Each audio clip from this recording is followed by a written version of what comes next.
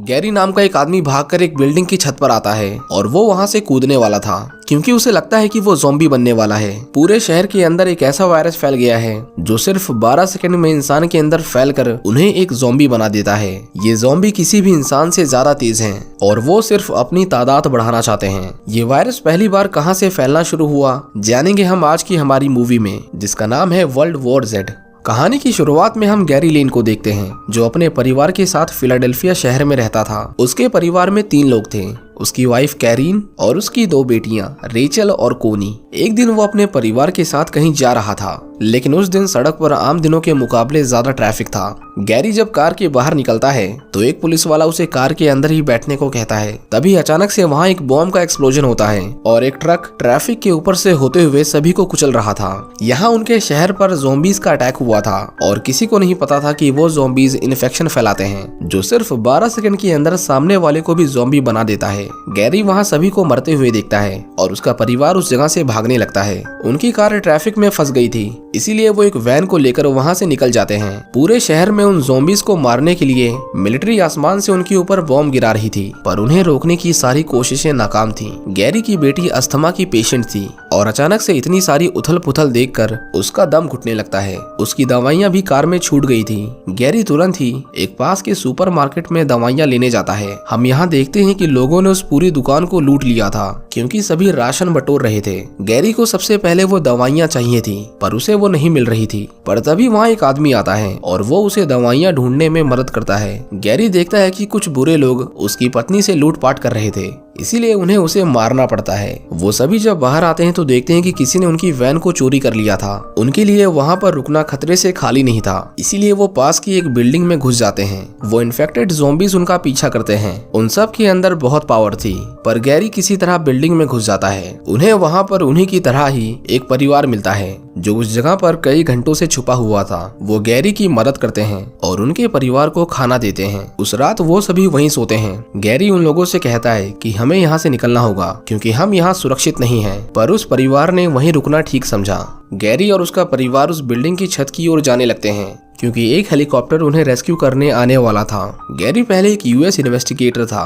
और अब US military को उसकी जरूरत है। ज़ॉम्बीज उन पर फिर से अटैक करते हैं और वो उस परिवार को भी इन्फेक्ट कर देते हैं। उनका बेटा किसी तरह वहां से भाग गया था। वो सभी ऊपर आते हैं और गैरी बिल्डिंग के एकदम किनारे पर खड़ा होकर 12 तक गिनती गिनता है क्योंकि उसके मुंह में ज़ॉम्बीज का खून गिर गया था और अगर उसे भी इन्फेक्शन हुआ होता तो अपने परिवार को खुद से बचाने के लिए वो बिल्डिंग से कूद जाता। लेकिन अच्छी बात ये थी कि वो इन्फेक्ट नहीं हुआ था। वो सभी हेलीकॉप्टर में बैठ जाते हैं और गैरी उन ज़ॉम्बीज को रोक रहा था। कुछ ज़ॉम्बीज उसके पीछे पूरी ताकत से भागते हैं पर उसे पकड़ नहीं पाते। इसके बाद उन्हें अटलांटिक ओशन में यूएस के एक मिलिट्री शिप पर लाया जाता है और यहाँ हम बहुत सारे डॉक्टर्स को देखते हैं जो इस इन्फेक्शन का इलाज खोजने की कोशिश कर रहे थे। एंड्रयू नाम का एक वायरोलॉजिस्ट जो वायरसेस की वैक्सीन बनाता था, उसके अकॉर्डिंग उन्हें सबसे पहले पता लगाना होगा कि इस वायरस की शुरुआत कैसे हुई और इसीलिए उन्होंने गैरी को बुलाया था। ऑफिसर उसे कहता है कि उसे इस मिशन पर जाना होगा, पर गैरी उसे साफ साफ मना कर देता है क्योंकि अब वो ये काम छोड़ चुका था।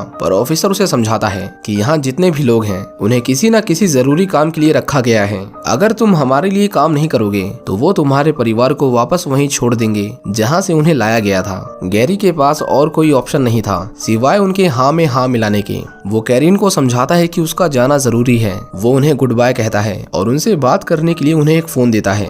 अगले दिन वो सभी साउथ कोरिया के लिए निकल जाते हैं क्योंकि सबसे पहले उन्हें इस इन्फेक्शन की खबर वहीं से मिली थी। हम देखते हैं कि उस शिप से उन सभी लोगों को निकाला जा रहा था जो उनके काम के नहीं थे, जिसमें ज्यादातर औरतें और बच्चे थे। एंड्रयू गैरी से कहता है कि नेचर से खतरनाक चीज कोई नहीं, बस उसकी एक कमजोरी है कि उसकी ताकत में ही उसकी खामियां छुपी होती हैं। वो रात के समय साउथ कोरिया पहुंचते हैं। एयरपोर्ट पर पूरा सन्नाटा था। नीचे आते ही एक ज़ॉम्बी उनके ऊपर कूद जाता है। एंड्रयू घबरा के वापस प्लेन में भागता है, पर गलती से उसका पैर फिसल जाता है और वो खुद पर ही गोली चला लेता है।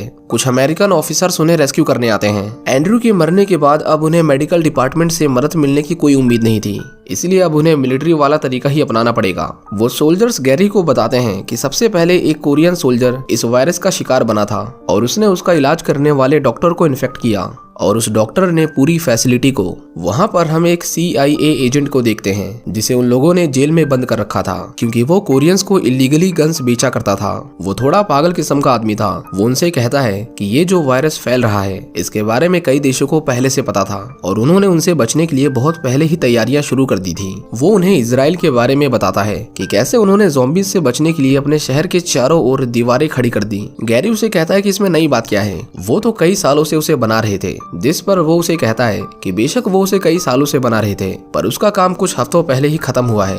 वायरस फैलने से ठीक कुछ दिन पहले गैरी समझ गया था कि यहाँ उसे कुछ नहीं मिलने वाला, इसीलिए उसे इजराइल जाना होगा। वो अपने प्लेन में फ्यूल भरकर वहाँ से निकल जाते हैं, लेकिन उस प्लेन तक पहुँचते पहुँचते उसके कई सोल्जर्स मारे जाते हैं और अब सिर्फ 2 लोग ही बचे थे। गैरी इजराइल में उस आदमी से मिलने आता है जिसके बारे में उस एजेंट ने बताया था। उसे उम्मीद थी कि यहाँ उसे उसके सवालों के जवाब मिलेंगे। जर्गन नाम का एक आदमी उसे कहता है कि ये वायरस कहाँ से आया इसके बारे में मुझे भी नहीं पता, हमें सबसे पहले इसके बारे में जानकारी इंडिया से मिली थी। पर वो उसे समझाता है कि इस तरह हर देश में जाकर उस वायरस के बारे में जानने का कोई फायदा नहीं, क्योंकि ये काम बहुत मुश्किल है। इजराइल के लोग बहुत खुश थे कि उन्होंने समय रहते उस दीवार को बना लिया जो अब सालों तक उनकी उन ज़ॉम्बीज से रक्षा करेगी। वो इस चीज का जश्न मना रहे थे। वो लाउड स्पीकर पर गाने चला रहे थे, लेकिन वो शोर इतना ज्यादा था कि वो ज़ॉम्बीज उनकी ओर अट्रैक्ट होने लगते हैं। वो एक के ऊपर एक चढ़कर उस दीवार जितनी ऊंचाई तक पहुंच जाते हैं। एक तरह से उन्होंने लाशों का ब्रिज बना लिया था। वो उनकी दीवार को पार कर लेते हैं। देखते ही देखते उनकी सारी खुशियां मातम में बदल जाती हैं और एक एक करके सारे लोग इन्फेक्ट होने लगते हैं। गैरी उस जगह से भाग रहा था, लेकिन तभी वो नोटिस करता है कि वो ज़ॉम्बीज कुछ लोगों को देखकर भी कुछ नहीं कर रहे थे। उन्हें मारना तो छोड़ो, वो उनके पास भी नहीं आ रहे थे। एक सोल्जर गैरी को उन ज़ॉम्बीज से बचा रही थी, पर उनमें से एक ज़ॉम्बी उसे काट लेता है, जिसके बाद गैरी उसके हाथ को काट कर उसके हाथ पर कपड़ा बांध देता है। वो 12 तक गिनती गिनता है, पर वो उस इन्फेक्शन से बच गई थी। हम देखते हैं कि वो ज़ॉम्बीज बहुत सारे थे। जो हेलीकॉप्टर उन्हें वहां से निकालने वाला था वो सभी मिलकर उसे क्रैश करवा देते हैं। अब उसके पास वही प्लेन बचा था जिससे वो इजराइल आया था, पर उसका को पायलट उसे लेकर वहां से भाग जाता है। गैरी को अपने सामने एक पैसेंजर प्लेन दिखाई देता है और उन्हें मजबूरन उसे हथियार दिखाकर रुकवाना पड़ता है। वो सभी उस प्लेन में बैठकर टेक ऑफ कर जाते हैं। सेजन को उस कटे हुए हाथ की वजह से बहुत दर्द हो रहा था। गैरी उसे दवाइयां देता है और उसका इलाज करते वक्त उसके दिमाग में एक ख्याल आता है कि आखिर क्यों उन ज़ॉम्बीज ने कुछ लोगों को नहीं मारा। वो तुरंत US मिलिट्री बेस को फोन लगाता है और उन्हें अपनी लोकेशन बताकर उनसे पास के किसी WHO रिसर्च सेंटर यानी वर्ल्ड हेल्थ ऑर्गेनाइजेशन की लोकेशन पूछता है, ताकि वो इसके बारे में वहाँ के लोगों से बात कर सके। लोकेशन मिलते ही पायलट्स उसकी ओर जाने लगते हैं, लेकिन उस प्लेन में भी एक ज़ॉम्बी था जिसे किसी ने अंदर लॉक कर रखा था। वो बाहर आते ही सभी पैसेंजर्स को मारने लगता है। गैरी जब देखता है कि दूसरे कैबिन में सभी लोग इन्फेक्ट हो चुके हैं, तो वो सभी मिलकर सूटकेस की मदद से एक दीवार बनाने लगते हैं, पर उनमें से एक सूटकेस नीचे गिर जाता है और वो ज़ॉम्बीज उसके शोर से उनके ऊपर हमला कर देते हैं और इस तरह सभी लोग इन्फेक्ट हो जाते हैं। इससे पहले वो उन्हें भी ज़ॉम्बी बना देते, गैरी एक ग्रेनेड से उस प्लेन में एक्सप्लोजन कर देता है। वो प्लेन तेजी से क्रैश कर रहा था और आखिर में एक जंगल में गिरकर कई टुकड़ों में टूट जाता है। हम देखते हैं कि गैरी इस क्रैश में बच गया था, पर एक लोहे का टुकड़ा उसके पेट के आर पार हो गया था। बहुत सारा खून निकलने की वजह से वो ठीक से चल नहीं पा रहा था, पर हम देखते हैं कि सेजल भी इस क्रैश में जिंदा बच गई थी। वो दोनों शहर के बीच से होते हुए WHO की फैसिलिटी में आते हैं। दूसरी ओर हम देखते हैं कि US मिलिट्री को पता चल गया था कि उनका प्लेन क्रैश हो चुका है और पिछले 48 घंटों से गैरी का कुछ पता नहीं था। उन्हें लगा कि वो मर चुका है और इसीलिए उसके परिवार को उस शिप में रखने का कोई फायदा नहीं था, इसीलिए वो उन्हें वहां से निकाल देते हैं। कुछ दिनों के बाद हम गैरी को देखते हैं। वो देखता है कि उसका किसी ने इलाज किया था और वो पिछले 3 दिनों से बेहोश है। वो उन लोगों से अपना फोन वापस मांगता है, पर उन्हें उसके ऊपर भरोसा नहीं था। पर जब उन्हें पता चलता है कि वो US मिलिट्री के लिए काम करता है, तो वो उसकी सुनने के लिए तैयार थे।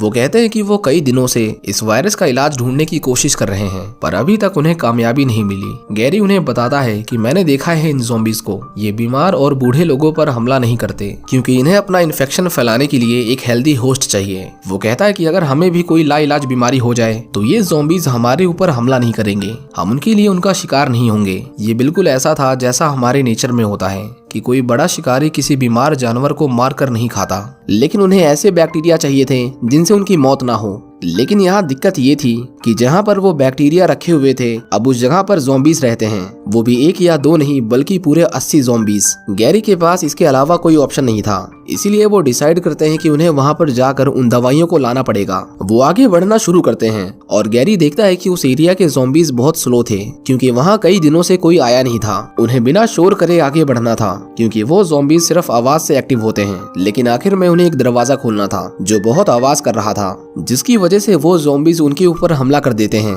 वो किसी तरह उनसे जान बचाकर भागते हैं, पर गैरी को पता था कि ऐसे वो कभी वहाँ तक नहीं पहुँच पाएंगे। इसीलिए वो उन्हें वापस लौटने को कहता है और सभी ज़ॉम्बीज को अपने पीछे बुला लेता है। गैरी उन्हें मारता हुआ लैब में आता है जहाँ पर हर तरह के वायरसेस और बैक्टीरिया रखे हुए थे, पर उस दरवाजे पर लॉक लगा हुआ था। दूसरी तरफ सेजल और वो डॉक्टर उन ज़ॉम्बीज से बचते बचाते वापस लौट आते हैं। वो गैरी को फोन करके उस डोर का लॉक बताते हैं। वहाँ पर बहुत सारी बोतल्स रखी हुई थी। गैरी समझ नहीं पाता कि उसे कौन सी वाली लेनी है, इसीलिए वो जितनी हो सके उतनी बोतल्स रख लेता है। लेकिन जैसे ही वो वापस आने लगता है, वो अपने सामने एक ज़ॉम्बी को देखता है जो बाहर उसी का इंतजार कर रहा था। उसे पता था कि बाहर सभी ज़ॉम्बीज उसके पीछे पड़ जाएंगे, इसलिए वो अब खुद ही अपने अंदर उस वायरस को इंजेक्ट करने वाला था। लेकिन वहाँ कुछ बहुत खतरनाक वायरसेस भी थे जिन्हें अगर उसने ले लिया तो उसकी वैसे ही मौत हो जाएगी। पर अब उसे कुछ न कुछ तो चुनना था, इसीलिए वो खुद के अंदर एक वायरस को इंजेक्ट कर लेता है। वो थोड़ी देर इंतजार करता है, पर इसकी कोई गारंटी नहीं थी कि दरवाजे की उस पार का ज़ॉम्बी उस पर हमला नहीं करेगा। गैरी जैसे ही दरवाजा खोलता है, वो ज़ॉम्बी उसके पास आता है, लेकिन हम देखते हैं कि वो उसके ऊपर हमला नहीं करता, जैसे कि गैरी उसके लिए अदृश्य था। वो सभी डॉक्टर्स ये देखकर खुश थे कि आखिर उनका ये तरीका काम कर गया। गैरी उन ज़ॉम्बीज के झुंड से होता हुआ वापस लौट आता है। वो वैक्सीन के कुछ डोज और लेते हैं और गैरी अपने परिवार को ढूंढने निकल जाता है। सभी को वायरसेस और बैक्टीरिया पहुंचाए जाते हैं ताकि वो उन ज़ॉम्बीज से अपनी जान बचा सकें। हालांकि ये कोई इलाज नहीं था, लेकिन इससे वो उन ज़ॉम्बीज से छुप जाते थे। डॉक्टर्स को उन ज़ॉम्बीज को रोकने के लिए थोड़ा और समय मिल गया था, जिसके बाद हर कोई उन ज़ॉम्बीज से अपने अपने तरीके से लड़ रहा था और ये सिलसिला अभी खत्म नहीं होने वाला जब तक वो इसका इलाज नहीं खोज लेते। इसी के साथ ये मूवी यहीं खत्म हो जाती है। उम्मीद करता हूँ कि आपको ये कहानी पसंद आई होगी। Thank you for watching.